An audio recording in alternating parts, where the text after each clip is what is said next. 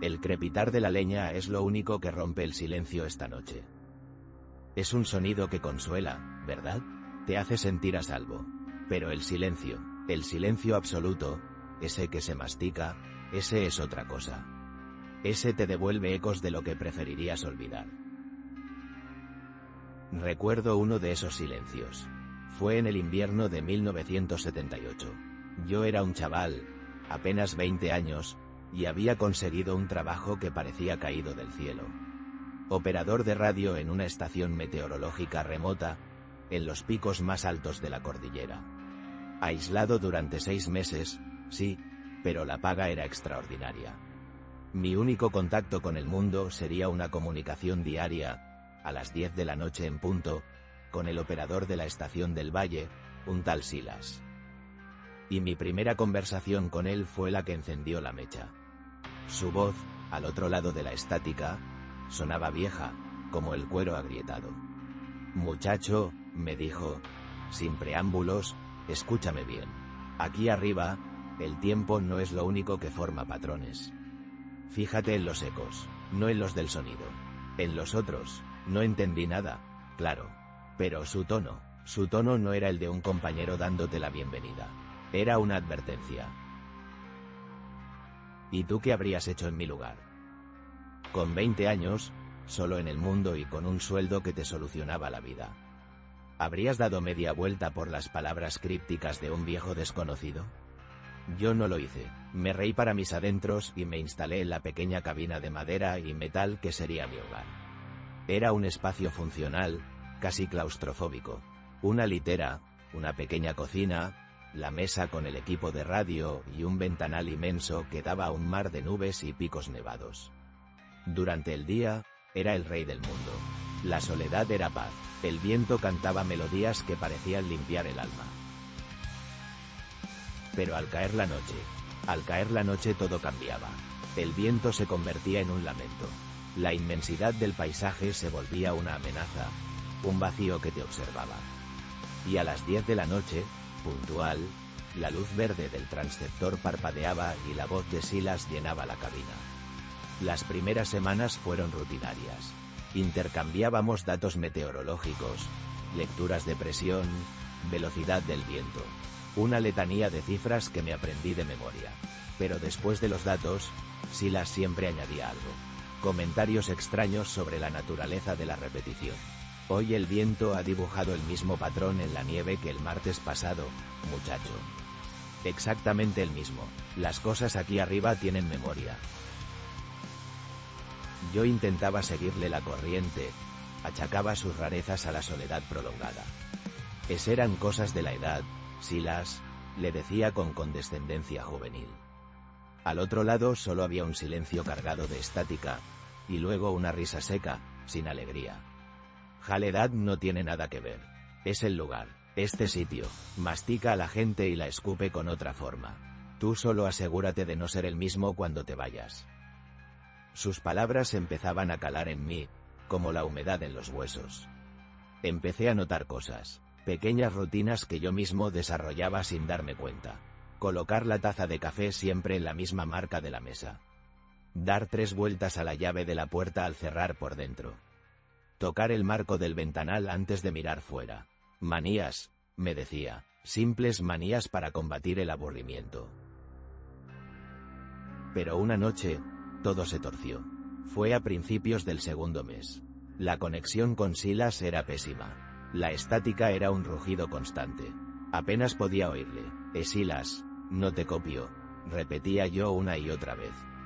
Y de repente, entre el ruido, su voz sonó clara como el cristal, pero no era su voz de siempre. Era un susurro aterrorizado, urgente. No respondas. Grito, no respond. ¿A qué, Silas? No te entiendo.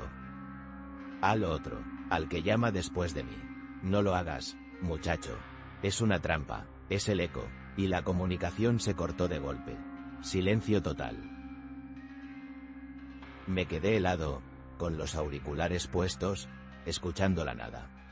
Mi corazón martilleaba contra mis costillas. ¿El otro? ¿Qué otro? Nadie más tenía esa frecuencia. Era una línea segura, militar. Esperé 5, 10 minutos. Nada. Justo cuando iba a levantarme, el altavoz del equipo emitió un chasquido. Y luego, una voz. No era Silas, era una voz, extrañamente familiar, suave, calmada, y me llamaba por mi nombre. Javier. ¿Estás ahí, Javier? No le hagas caso al viejo. Está confundido. El vello de mi nuca se erizó. Era imposible. Miré los medidores. No había ninguna señal entrante. El equipo estaba, técnicamente, muerto. Pero la voz seguía sonando, llenando la cabina. ¿Quién eres?, pregunté, con un hilo de voz que apenas reconocí como mío. La voz soltó una risa suave, una risa que me recordaba a alguien, pero no sabía a quién. Soy un amigo, soy el que se asegura de que todo siga su curso, el que mantiene el patrón. Silas intenta romperlo, no se lo permitas. Me quité los auriculares de un tirón, como si quemaran. El silencio volvió a caer como una losa. Esa noche no dormí. Me senté en la silla, mirando el equipo de radio como si fuera una serpiente a punto de atacar. Al día siguiente, a las 10 de la noche, Silas volvió a llamar. Su voz era la de siempre, la del viejo cansado. No mencionó nada de lo ocurrido. Yo tampoco me atreví a preguntar. Fingí normalidad, le di los datos, y justo cuando íbamos a cortar, le pregunté, intentando sonar casual. Oye, Silas. ¿Quién era el operador que estaba aquí antes que yo? Hubo una pausa larga, muy larga. Pensé que no me iba a contestar. Finalmente, suspiró. Un chaval como tú, lleno de vida. Se llamaba Daniel. No aguantó todo el invierno. Dijo que el lugar le estaba cambiando. Que oía voces. Una mañana, simplemente, se fue. Bajó la montaña a pie en mitad de una ventisca. Nunca encontraron el cuerpo. Aquella información me cayó como un jarro de agua helada. Empecé a sentirme observado. La cabina, que antes era mi refugio, se convirtió en una jaula de cristal en mitad de la nada. Cada crujido de la madera, cada silbido del viento, me hacía saltar. Empecé a revisar mis propias manías. La taza en la marca, las 3 vueltas de llave, el marco de la ventana. ¿Eran mías? ¿O eran un eco? En un pequeño armario encontré una caja con las pertenencias del anterior operador, de Daniel. Un par de libros de bolsillo, un paquete de tabaco a medio empezar y un pequeño álbum de fotos. Dudé. Una parte de mí me gritaba que no lo abriera. La advertencia de Silas sobre los ecos resonaba en mi cabeza. Pero la curiosidad, esa maldita curiosidad humana, fue más fuerte. Abrí el álbum. Había fotos de montañas nevadas, de amaneceres espectaculares, y retratos. Un joven sonriente, con mi misma edad, posando frente a la cabina. Daniel tenía una mirada limpia, ilusionada. Pasé las páginas, más paisajes, y de repente, una foto que me geló la sangre. Era Daniel, otra vez, pero al final de su estancia, supuse. Su rostro estaba demacrado, con unas ojeras profundas. Su sonrisa había desaparecido, reemplazada por una mueca de pánico. Miraba a la cámara como si estuviera viendo a un fantasma. Pero no fue eso lo que me aterró. Fue lo que llevaba puesto. La misma camisa de leñador a cuadros que yo llevaba en ese preciso instante. La encontré en el armario al llegar y me la puse porque era cálida. No le di importancia, hasta ese momento. Cerré el álbum de golpe. Mi respiración era agitada. Empecé a conectar los puntos. Mis rutinas, la ropa, la sensación de familiaridad. ¿Estaba repitiendo la vida de Daniel? ¿Era eso el patrón del que hablaba Silas? ¿Era yo el siguiente en bajar la montaña en mitad de una ventisca? Esa noche, cuando Silas llamó, mi voz temblaba. Silas, he visto las fotos de Daniel. Silencio. Luego, su voz, más baja y grave que nunca. Te lo advertí, muchacho. Te dije que no hurgaras. Ahora ya es tarde. Dime qué está pasando, maldita sea. Grité, perdiendo el control. El patrón, muchacho. El patrón exige un ancla en cada extremo de la línea. Uno en el valle, uno en la cima. Siempre 2. Pero el de la cima se desgasta. El lugar se lo come. Lo vacía y deja solo el cascarón, la rutina, el eco. Y entonces, necesita uno nuevo para empezar el ciclo otra vez. Su voz se quebró. Yo también estuve ahí arriba, hace mucho, mucho tiempo. Yo fui uno de los de la cima. Hasta que encontré una forma de bajar al valle. De convertirme en el otro ancla. Pero el lugar siempre reclama su pieza. Mi mente se negó a procesarlo. Era una locura. La soledad nos estaba volviendo locos a los dos. ¿Y la otra voz? Pregunté, casi sin aliento. La que me habló la otra noche. Ese es él, susurró Silas. Es el patrón. El guardián del ciclo. Es la voz del lugar. Te habla con tu propia lógica, te calma, te convence de que todo está bien, de que aceptes tu papel. Te va moldeando, día a día, hasta que dejas de ser tú y te conviertes en el operador de la cima. Un simple repetidor de rutinas. Un fantasma en la máquina. En ese instante, el equipo volvió a chasquear. La voz suave y familiar regresó, superponía N2E a la de Silas. Ando le escuches, Javier. El viejo ha perdido la cabeza. Quiere romper el equilibrio. Tu sitio está aquí. Eres bueno en tu trabajo. Eres necesario.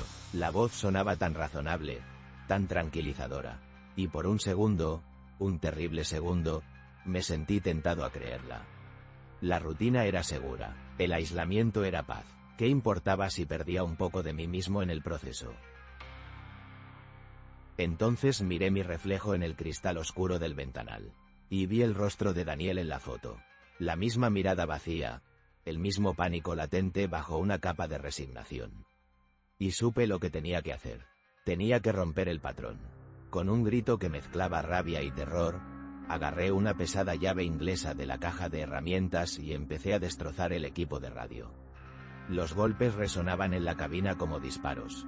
Cristales rotos, cables arrancados, el olor a ozono y a plástico quemado.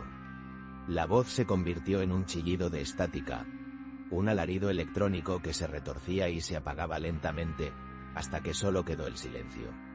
El silencio absoluto.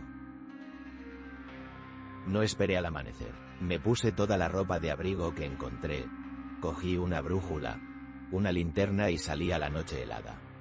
La ventisca aún no había empezado, pero el viento cortaba como un cuchillo. Mientras me alejaba, miré hacia atrás por última vez.